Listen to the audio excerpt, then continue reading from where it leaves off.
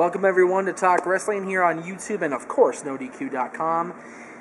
You know, I'm in the Christmas spirit today. You know, Christmas is getting very, very close, and I talked to my good friend Santa, who's appeared on this show more than once at NoDQ Productions, and he promises that before Christmas comes, he will return to NoDQ.com. So we'll see Santa very, very soon.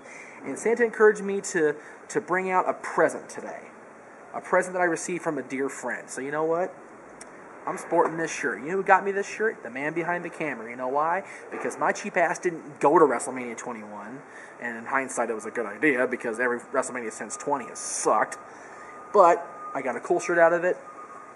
I got a cool present from a friend. So Aaron, you the man. Alright. Today's topic. A topic I get all the time. I get it once or twice a month. No lie. But it came this time from Spawn KCB. Hey Jeff, longtime viewer, first time poster, which is why I picked it up, because this is the first time this guy's posted and he came up with a good one. If space and time were not an option and you could book a dream card, which matches would you include? Personally, I would like to see the 80s Hogan against the 90s Austin, Shawn Michaels versus Sting, Bret Hart versus Kurt Angle, AJ versus Orton, and I could go on and on. Right there, Spawn, you've got me buying your pay-per-view right there. Those 4 matches are fucking awesome.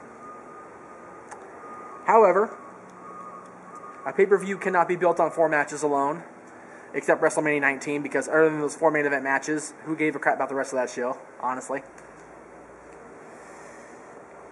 Gotta throw in some tags. So, honestly, a tag team dream match of mine that I always wanted to see and never got a chance to see it. The Road Warriors versus the Hart Foundation.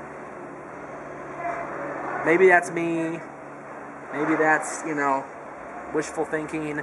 But WWE never did that because they were both babyfaces at the time the LOD came to WWE in 1990 or whatever it was to feud with Demolition and to cost them the tag titles against the Harts. We'll talk about current tag teams or more modern day tag teams. I put the Hart Dynasty back in their good days, back when they were still cooking together, and I would put them against the Outsiders. What the hell? Or better yet, against DX in a good match, not that crap they presented on SmackDown at Christmas a couple years back. Since we are talking about Christmas. Women's match, and I know people are like, why do you put a women's match? Women's wrestling sucks. And you know what? Right now, it absolutely does. No doubt about that.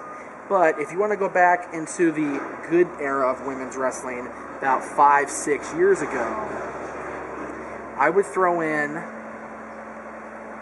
a triple threat match, just because I want to get all 3 of these women in.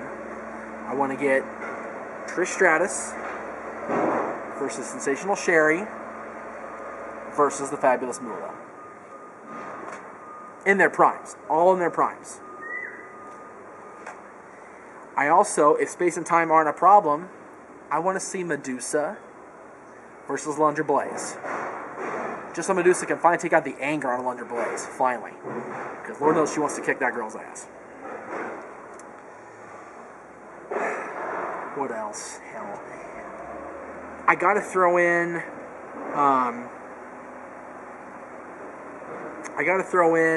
The Rock on a card.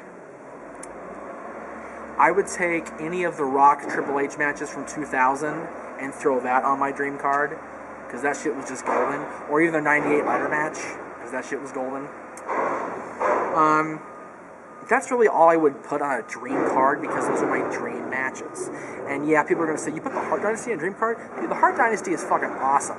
I'm glad they did that shit, because the Harts deserve a good, lasting legacy at the end of all the bullshit they've been through. Okay? So if you don't like that, fuck off, and let me know what you think elsewise. See you next time.